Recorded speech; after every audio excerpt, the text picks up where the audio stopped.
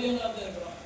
காரணம் என்ன அப்படின்னு பார்க்கும்போது அவங்களுக்கு வந்து உட்கார்ந்து இருக்கிற அளவுக்கு குழந்தைகள் இன்னைக்கு இல்லை, மனநிலை கிடையாது. குழந்தைகள் இந்நேரம் பார்த்தாலும் சுறுசுறுப்பாக எல்லாரும் வேலையை செஞ்சுக்கிட்டே இருப்பாங்க. நம்ம தான் சோம்பேறியா உட்கார்ந்துக்கிட்டு இருப்போம். குழந்தைகள் வந்து கெட்ட வார்த்தைகள் பேசவில்லை, கேட்ட வார்த்தைகளை தான் பேசுறாங்க.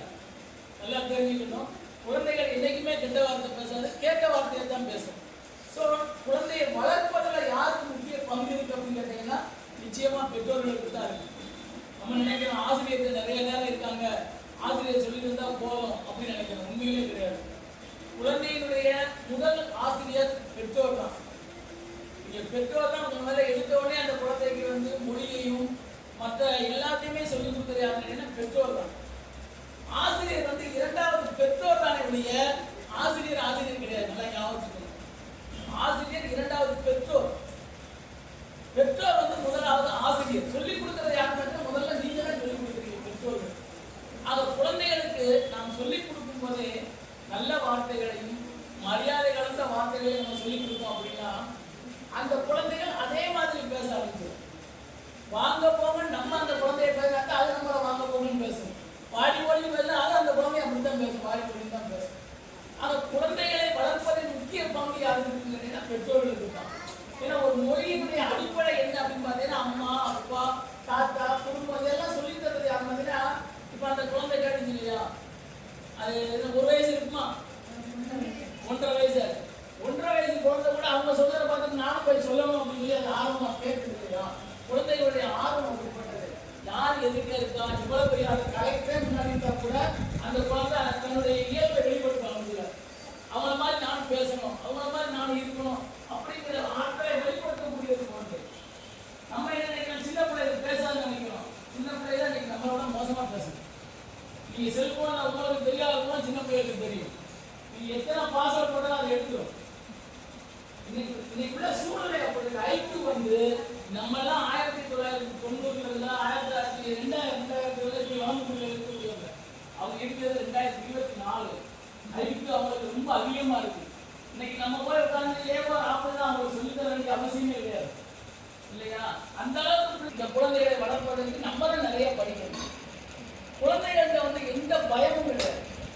இப்போ உதாரணத்துக்கு பார்த்தீங்கன்னா நான் சொன்னேன் கொஞ்ச நேரத்தில் குழந்தைகளுக்கு வந்து பயங்கிறது கிடையாது. உதாரணத்துக்கு பார்த்தீங்கன்னா 2 விதமா இருக்கும். ஒரு வீட்டில் 2 குழந்தை இருக்குன்னா மூத்த குழந்தை வந்து கொஞ்சம் அமைதியான சுபாவமா இருக்கும். ஆனா 2வது குழந்தை வந்து பார்த்தீங்கன்னா ரொம்ப துடிப்பா இருக்கும். அதை கண்ட்ரோல் பண்ணவே முடியாது. மூத்த குழந்தை கொஞ்சம் அமைதியா இருக்கும். காரணம் என்ன அப்படின்னா அதுக்கு நம்ம தான் காரணம். முதல்ல கன்சீவ் ஆகும்போது எல்லாம் என்ன செய்வாங்க அப்படின்னா அந்த பெண்ணை வந்து அங்கே போகாத, இங்கே போகாத, அங்கே உட்காராத, இங்கே உட்காராத, இடிச்சிடும் வச்சிடும் அப்படின்னு சொல்லி அவரை ஒரே டார்ச்சர் பண்றது. அப்ப அவங்க என்ன ஆகும் அப்படின்னா அந்த பயங்கிறத அவங்க மனசுக்குள்ளே இயற்கையாகவே ஊறி போயிருது. அப்ப அந்த குழந்தை பிறந்த உடனே அதை வளர்க்குறதுலையும் குழந்தையா ரொம்ப அமைதியா அந்த பிள்ளைய வந்து தட்டி கொடுத்து அந்த இன்னும் வைக்காத அங்கே வைக்காம கூட்டு வளர்த்து அந்த குழந்தைனால அந்த பயத்தினுடைய உள்ளே ஊறி போயிருது. ஸோ அந்த குழந்தை கொஞ்சம் அமைதியா இருக்கும். 2வது குழந்தைக்கு நம்ம தான் போன உடனே பிள்ளைப்படுத்தணும் ரெடிமேட் இருக்கு அப்படின்னு சொல்லி 2வது குழந்தை தைரியமா இருப்பாங்க. குழந்தைக்கு 5 மாதம் வரைக்கும் வீட்டுக்கு வெளியே போட மாட்டாங்க. 2வது குழந்தைக்கு நீங்க பாருங்க கூட போயிட்டு வாங்குவாங்க. அந்த அளவுக்கு அந்த தைரியம் வந்து 2வது குழந்தைக்கு வர காரணம் என்னன்னா அந்த பெற்றோர்கள். அப்ப அந்த குழந்தைகளுக்கு பயத்தை உருவாக்குறது யாருன்னு பார்த்தீங்கன்னா நம்ம தான். ஆக குழந்தைகளை பயமின்றி வளர்க்கணும். அதுக்கு என்ன செய்யலாம், குழந்தைகளை அப்ப நம்ம என்கரேஜ் பண்ணிக்கிட்டே இருக்கணும். டிஸ்கரேஜ் பண்ணாங்க. குழந்தைய நல்லா என்கரேஜ் பண்ணுங்க.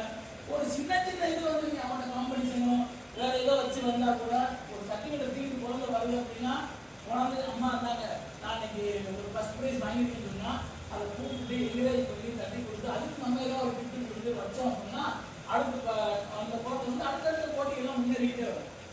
ஆனால் நம்ம என்ன செய்வோம், சமையல் கடையில் உட்காந்துருப்போம், போய் வைகி பார்த்துக்கணும் அப்படின்னு சொல்லிட்டோம்னா அந்த பிள்ளை அடுத்து எந்த போட்டியிலுமே சேராது இல்லையா. அப்ப அந்த பிள்ளைகளை வந்து என்கரேஜ் பண்ணிட்டே இருக்கணும். சின்ன கிஃப்ட் கொடுங்க, சின்ன கிஃப்ட் கொடுத்து அந்த பிள்ளைகளை என்கரேஜ் பண்ணுங்க.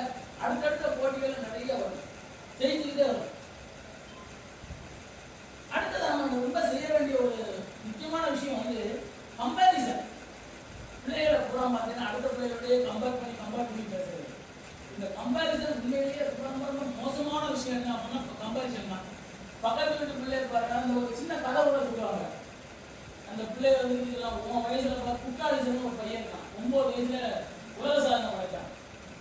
அந்த நம்ம வீட்டில் அதே மாதிரி குழந்தை இருக்குன்னு 9 வயசுல பாரு உன்னை மாதிரி இருக்கிற பையன், இந்த பையன் பாரு உலக சாதனை படைச்சிருக்கான், நீ எல்லாம் வீட்டில் உட்காந்து தினத்துக்கு தின்னுக்கிட்டு இருக்கா அப்படின்னு. உடனே அவன் திருப்பிட்டாரு, உனக்கு வயசு என்ன? 50. ஜனாதிபதி ஆயிட்டாரு தெரியுமா 50 வயசுல. அவங்க திரௌபதி முர்மு 50 வயசுல ஜனாதிபதி, நீ என்ன செஞ்சுட்டு இருக்க? அப்ப நம்ம திருப்பிக்கிறோம். இப்ப இருக்கக்கூடிய குழந்தைகள் இல்லையா? அப்ப கம்பேரிசன்ங்கிறது நீங்க கம்பேர் பண்ண அவங்க உங்களை கம்பேர் பண்ண ஆரம்பிச்சிருவாங்க.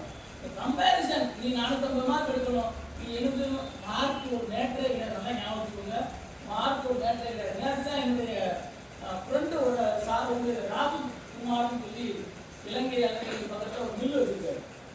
அவர் என்ன பண்ணாரு, சார் 11th 12th என் பையனை கூட நாமக்கல்ல போடலாம்னு இருக்கேன் அப்படின்னு. தயவுசெய்து போடாதீங்க அப்படின்னு. எதுக்கு சார்? அங்கே படித்தா அங்கே பெரிய டாக்டர் ஒன்றும் கிடையாது, டாக்டராக ரொம்ப ஈஸி. உங்கள் பையனை உங்கள் கூட வச்சு உங்கள் அன்போட உங்கள் அரவணைப்பு வளர்ந்து எவ்வளோ முடியுமோ அவ்வளோ வளர்ங்க.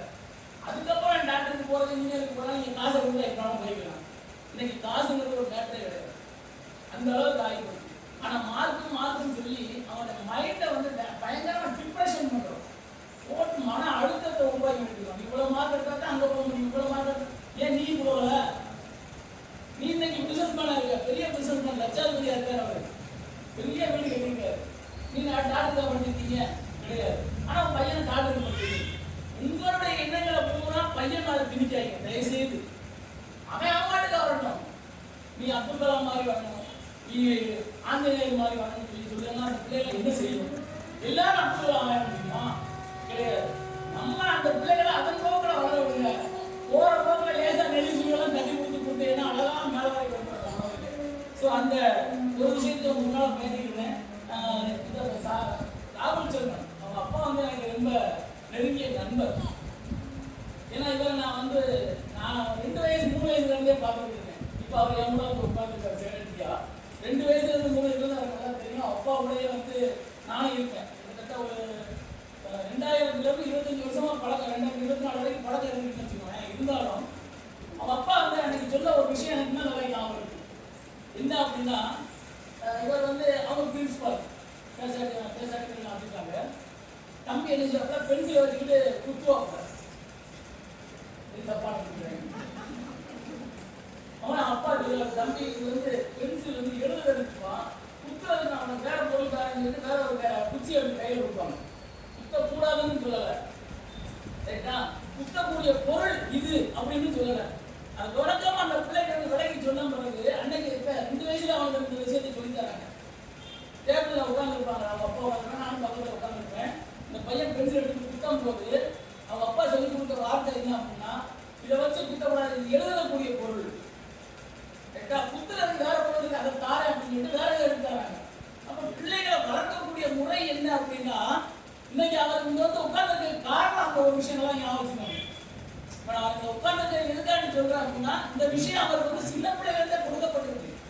இன்னைக்கு ஒரு பாதிலாம் போய் படிச்சுட்டு வந்து பக்கத்தில் உட்கார்ந்துருக்காரு அப்படின்னா, அந்த ஜேசியோட வளர்ப்பு இது எல்லாமே எங்க குழந்தைங்க மாதிரி தான்.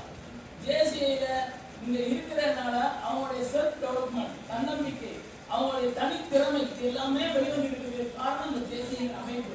இல்லை நாங்கள்லாம் வந்து நானும் ஒப்பான சார்ட்டர் பிரசிடென்ட், நானும் அவங்க சார்ட்டர் பிரசிடென்ட். அப்போ இதெல்லாம் வந்து ஏன் கிடைக்கணும் அப்படின்னு நம்ம இந்த சொல்ல வேண்டிய காரணம் வந்து, இந்த மாதிரி உங்களுடைய குழந்தைகள் வளரணும் அப்படின்னா இந்த வயசுல நீங்க என்ன மாதிரியான திறன்களை பிள்ளைகளுக்கு கொடுக்கணும், அவங்க எப்படி வளருவாங்க அப்படிங்கிறத தெரிஞ்சுக்கணுங்கிறதுக்காண்டி இந்த வார்த்தையை நான் வந்து சொல்ல வேண்டியிருக்கு. எல்லா குழந்தைகள்டையும் ஒரு திறமை இருக்கு. நம்ம எந்த குழந்தையுமே திறமை இல்லை குழந்தை கிடையாது. அவங்க சொல்லுவாங்க இல்லையா, எந்த குழந்தையும் நல்ல குழந்தை தான் மண்ணில் பிறக்கையிலே அவர் நல்லவராவதும் தீயவராவதும் அன்னை வளர்ப்பதிலே. அந்த வார்த்தை என்னன்னா, அன்னை வளர்க்கிறதா தான் இருக்குங்க. அப்பா கூட வெளியில போயிடுவாங்க, வேலைக்கு சம்பாதிக்க மற்ற விஷயங்கள் வெளியில போயிடுவாங்க. நானும் வந்து உட்காந்துருக்கோம் இல்லையா, இப்படினால வந்து உட்காந்துருக்கோம். ஆனால் இதை கவனிக்கிற போனமே பார்த்தீங்கன்னா, பெண்கள் வீட்டில் அந்த குழந்தைகளை எப்படி வளர்க்கணும், அதுக்காண்டி நான் ஆணாதிக்கம் பெண்ணாதிக்கம் தான் சொல்ல வரல இல்லையா. பெண்களுடைய அந்த மென்மையான போக்கு, அமைதியான பண்பு, இதன் மூலமா அந்த குழந்தை வளரும்போது ஒரு நல்ல தலைவனாக இந்த குழந்தை குழந்தை வளர்கிறது அப்படின்னு சொல்லிட்டு இந்த குழந்தையின் செயல்களை நம்ம எப்படி பார்க்கணும் அப்படின்னா, நமக்கு வந்து நம்முடைய குழந்தைகள் செய்யும்போது பார்த்தீங்கன்னா சப்புன்னு அடிச்சிருவோமான்னு இருக்கும், ரொம்ப கண்ட்ரோல் பண்ணி கையை கட்டி வச்சிருக்கும். ஆனா அதே குழந்தைய அவர் தாத்தா அந்த செயலை செய்யும் போது இங்க பாருங்க, என் பிள்ளை என்னமா செஞ்சுக்கிட்டு இருக்கு அப்படின்னு சொல்லி அந்த பாராட்டுவாங்க. நம்ம குழந்தைய நம்ம வளர்க்கும் போது நமக்கு தெரியாது, நம்ம தாத்தா பாட்டி ஆகும்போது நமக்கு தெரியும் அது செய்யக்கூடிய வேலைகள் எல்லாம் சந்தோஷமான செயல்கள் இருக்கு. ஆனா நம்ம செய்ய இந்த குழந்தைகளை வந்து பார்க்கும்போது அது சங்கடமான செயல்களாக தோன்றும். ஆனா தாத்தா பாட்டிக்கு அது சந்தோஷமான செயல்களாக இருக்கும். அதனால நீங்களும் உடனே தாத்தா பாட்டி ஆவீங்க இல்லையா? அப்பம்போது இந்த உங்களுடைய குழந்தைகள் செய்யக்கூடிய வேலைகள்னா ரொம்ப சந்தோஷமா இருக்கும். சரி, நான் அன்னைக்கு இந்த பிள்ளைய எப்படி அடிச்சு போடுவேன் அப்படின்னு சொல்லி நம்ம அன்னைக்கு வருத்தப்படும். ஸோ அந்த மாதிரிலாம் இருக்காம நம்முடைய குழந்தைகளுக்கு நல்ல ஆரோக்கியமான உணவு கொடுங்க. முக்கியமா உடல் மீது கவனம் செலுத்த சொல்லுங்கள். ஏன்னா இன்னைக்கு பார்த்தீங்க அப்படின்னா உடல் தான் எல்லாத்துக்கும் காரணம். சுவர் இருந்தால்தான் சித்திரம் வரைய முடியும் அப்படிங்கிற ஒரு எடுத்துக்காட்டை சொல்லிக்கிட்டு நம்ம குடும்பம் மகிழ்ச்சியா இருக்கணும் அப்படின்னா நல்லா 24 மணி நேரம் வேலை பாருங்க, 30 நாள் கண்டிப்பா உழைங்க. நல்லா உழைச்சு அந்த உழைத்த காசை வீட்டில் இருக்கக்கூடிய மனைவிமார்க்கு இருக்குங்க. அவங்க சொல்லுவாங்க இல்லையா, ஏதோ ஒரு பாட்டு கூட இருக்கும், கொடுத்த பணத்தை சித்த நம்ம அம்மா கையில கொடுத்து போது செல்ல பெண்ணு, அவங்க 600 ஆக்குவாங்க செல்ல பெண்ணு அப்படிப்பாங்க. அம்மாக்கள் வந்து நீங்க கொடுக்கக்கூடிய பணத்தை 600 ரூபாய் கொடுத்தேன்னா அவங்க 100 ரூபாய் 6000 ஆக்கி காட்டக்கூடிய திறமை பெண்கள்கிட்ட இருக்கு. அது ஒரு சிறந்த பொருளாதார நிபுணர்களாக பெண்கள் இன்று செயல்பட்டுக் கொண்டிருக்கிறார்கள். மதிப்பிற்கு மரியாதைக்குரிய நிர்மலா சீதாராமன் அவர்கள் கூட இன்னைக்கு ஒரு இந்திய நாட்டினுடைய பொருளாதாரத்தை, பொருளாதாரங்கிறத விட இந்திய நாட்டினுடைய நிதி அமைச்சராக இருந்து சிறப்பாக செயல்பட்டுக் கொண்டிருக்கிறார்கள். அத்தகைய ஆற்றல் மிக்க பெண்களாகிய நீங்களும் அந்த செயலை செய்வதற்கு கூறிக்கொண்டு உங்களுடைய குழந்தைகளை நல்ல முறையில் வளர்ப்பதற்கும் உங்கள் குழந்தைகள் இன்னும் அதிகமாக தலைவர்களாக உருவாவதற்கும் வாழ்த்துக்களை கூறிக்கொண்டு வாய்ப்பளித்தமைக்கு நன்றி தெரிவிக்கிறேன். நன்றி.